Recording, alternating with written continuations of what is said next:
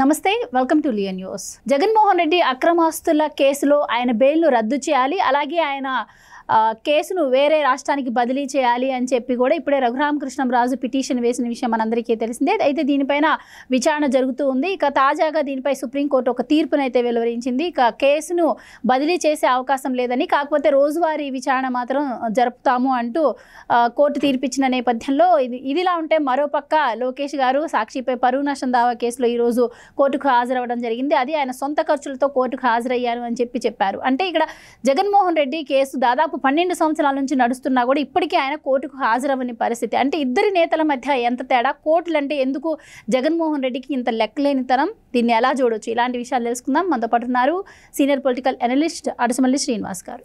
నమస్కారం సార్. నమస్కారం. సో ఈరోజు సుప్రీంకోర్టులో జగన్మోహన్ రెడ్డి గారి కేసు మీద ఒక తీర్పు అయితే వచ్చింది. ఆయన కేసును వేరే రాష్ట్రానికి బదిలీ చేయము అంటున్నారు. అండ్ బెయిల్ రద్దు చేయాలని చెప్పి రఘురామకృష్ణంరాజు గారు ఎప్పటి నుంచో పోరాడుతున్నారు. కానీ బెయిల్ రద్దు చేసే అవకాశం కూడా కనిపించట్లేదు. కాకపోతే రోజువారీ విచారణ అని సుప్రీంకోర్టు చెప్పడం జరిగింది. కానీ గతంలో కూడా రోజువారీ విచారణ మొదలు పెట్టండి అని చెప్పి సిబిఐని ఆదేశించినా కూడా ఇంతవరకు దానిలో పురోగతి లేదు. సో ఇప్పుడు కూడా అదే ఆదేశం అయితే వచ్చింది. మరి ఎంత మేర ఈ రోజువారీ విచారణ జరిగే అవకాశం ఉంది? అండ్ జగన్మోహన్ రెడ్డి గారు కూడా ఇప్పుడు లండన్లో ఉన్నారు కాబట్టి అది అసలు ఈ కేసు ఒక కొలిక్కి వస్తుందంటారా? మరోపక్క చూస్తే లోకేష్ గారిని చూసాం, ఆయన కేసు వేసిన నేపథ్యంలో ప్రతి విచారణకు కూడా హాజరవుతున్నారు. సో ఎలా చూడొచ్చు అంటారు జగన్మోహన్ రెడ్డి గారి వ్యవహార శైలి?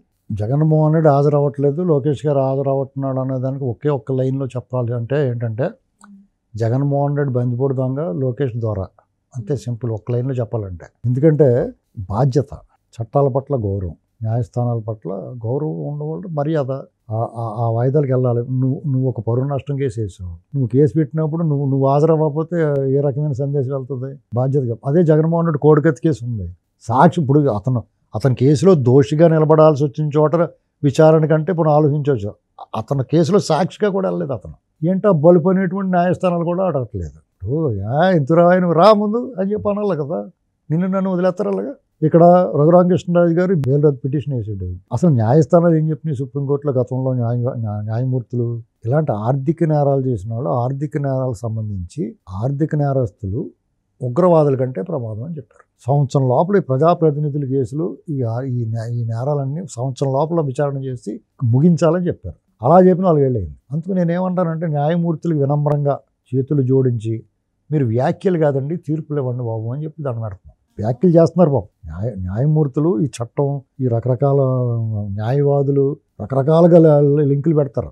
చట్టంలో లొసుగులన్నీ వాడతారు కదా, దొంగలు కాపాడతాను. వాళ్ళకి ఆ చట్టం ఏం చెప్తే చేయాలి. ధర్మం ప్రకారం వెళ్ళటం కుదరదు. ధర్మం వేరే చెప్తుంది. ధర్మం దొంగని పట్టుకుని దుష్ట శిక్షణ కావాలని చెప్తుంది ధర్మం. న్యాయం ఏం చెప్తుంటే చట్టాలు, సెక్షన్స్, దాని ప్రకారం వెళ్ళాల్సి వస్తుంది. పోనీ అలా ఇతను మామూలుగా అన్ని వ్యవస్థలను చెడగొట్టేసాడు. ఈ దేశంలో మనం నమ్మే ఏకైక వ్యవస్థ ఏమైనా ఉందంటే న్యాయ వ్యవస్థ. ఆ వ్యవస్థ మీద కూడా అపోహలు కలిగిచ్చాడు ఇతను. కేవలం జగన్మోహన్ రెడ్డి, విజయసాయి రెడ్డి ఇద్దరి వల్ల ఆ వ్యవస్థ మీద మనకు అనుమానం వచ్చేసింది. చూడండి, ఇది వరకు మనం ఎప్పుడన్నా న్యాయస్థానాల గురించి ఇంతసేపు మాట్లాడుకోలేదు.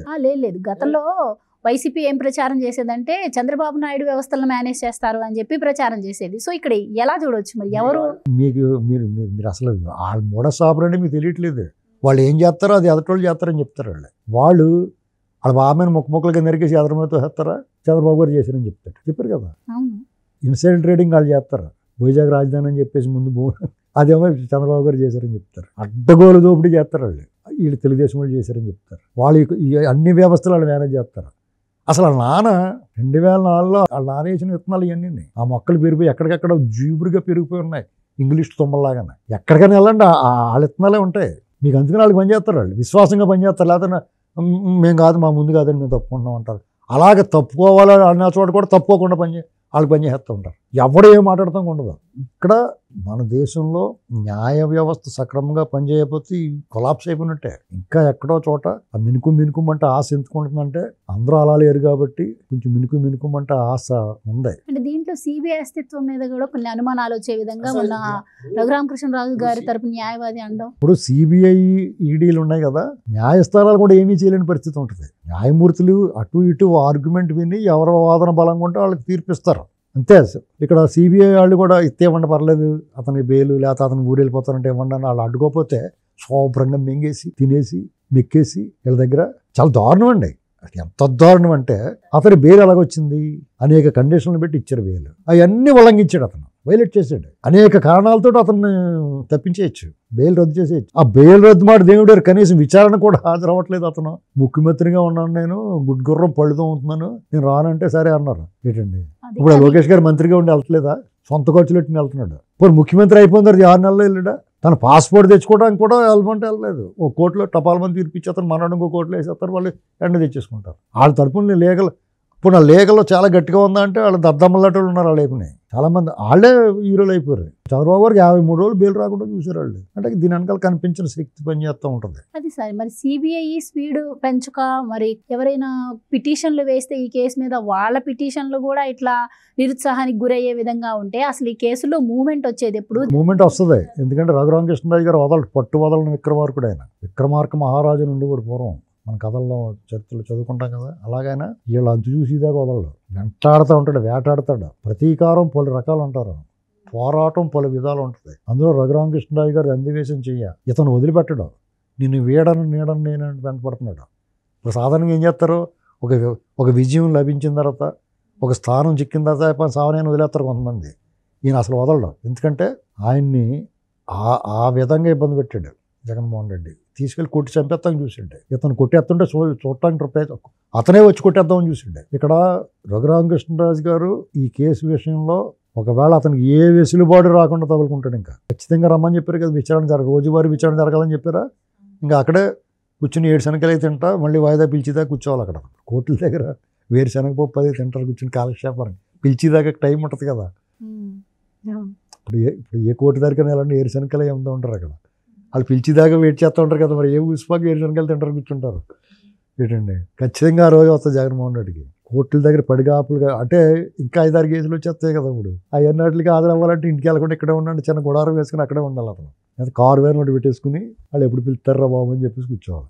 ఆ రోజు చూడాలండి మనం. ఎందుకంటే అది అతనికి శిక్ష పడి శిక్ష అనుభవించేదానికంటే కూడా అది శిక్ష. అంటే నేను కోర్టు అడుగు తొక్కను, నా ఇష్టమైనట్టు చేస్తాను, రాజ్యాంగాన్ని చట్టాన్ని సవాల్ చేస్తాను, న్యాయస్థానాలను బేఖాతరు చేస్తాను, న్యాయమూర్తులకి ఆపాదిస్తాను, ఎన్ని రకాల మాట్లాడారండి వాళ్ళు సైకో ముఠా చేత ఎన్ని రకాల మాటలు మాట్లాడిచ్చారు న్యాయమూర్తులు. అమరావతి కేసుల విషయంలో గట్టానే డైరెక్ట్ వాళ్ళ కుటుంబ సభ్యుల్ని న్యాయమూర్తులు కరోనా ఇచ్చేది చంపేస్తామన్నారు వాళ్ళు. ఇలాంటి మాటలు మాట్లాడారు వాళ్ళంతా. వాళ్ళు కేసు పెడితే కూడా వీళ్ళు పట్టుకోలేదు, ఎవరండి వ్యవస్థ వాళ్ళు పనిచేయనివ్వలేదు. ఈ న్యాయస్థానాలు కూడా ఇటువంటి వాడికి సరైన శిక్ష చేయకపోతే వ్యవస్థల మీద నమ్మకం పోతుంది. కొన్ని విషయాలు సుమోటోగా తీసుకోవాలి, వాళ్ళు నమ్మకం పెంచమని కోరుకుంటున్నాను న్యాయస్థానాలు. ఏమైనా జగన్మోహన్ రెడ్డి మాత్రం ఎట్టి పరిస్థితి తప్పించుకోలేడండి. ఎందుకంటే అతను అష్టదిగ్బంధంలో గెలిపాడు. ఒక పక్కనే చంద్రబాబు గారు అతను ఎట్టి పరిశ్రమలు లెగనివ్వకుండా అభివృద్ధితో చంపేస్తాడు. ఇంకో పక్కనే గుడ్ అడ్మినిస్ట్రేషన్ ఇస్తారు ముగ్గురు కూటమి. ఇంకో పక్కనే పైనుంచి సహకారం ఉండదు. ఇంకో పక్కన లోకేష్ గారు రెడ్ బుక్ ఇళ్ళ తీస్తూ ఉంటాడు, 3 నెలల గంట ఉంటాడు. ఇంకో పక్కనే ఈ ఒక్కొక్కళ్ళు వెళ్ళిపోతూ ఉంటారు అతని దగ్గర నుంచి. అతని నీడ కూడా వదిలేసి వెళ్ళిపోయింది విజయసాయి రెడ్డి వాళ్ళు. ఇంకా దూకేస్తారు రేపటి నుంచి. ఇలాంటి పరిస్థితుల్లో అతను అష్టదిగ్బంధనమే అతనికి. ఖచ్చితంగా కోర్టు అతను ఏమనుకుంటాడంటే ఫైనల్గా ఈ బయట ఉండి గోలెంతురు బాబు జైల్లో కూర్చొని పేపర్ కవర్లు చేసుకుందాం అనుకుంటాడు. అప్పుడు ఆ జైలు కూడా సరైన ప్లేస్లో సెట్ చేయాలి. ఆ జైల్లో అప్పటి వరకు ఉన్న వీళ్ళ బూట్లు నాకి బ్యాచ్ అందరినీ కూడా మార్చేయాలి, కొరడు కట్టిన వాళ్ళు వేయాలి. ఉద్దేశపూర్వకంగా జగన్మోహన్ రెడ్డి అంటే కిట్టని వాళ్ళని జగన్మోహన్ రెడ్డి ఎవరినైతే వేధించాడో వాళ్ళందరినీ వేయాలి అక్కడ. అది సరైన శిక్ష. Right sir, thank you so much అండి.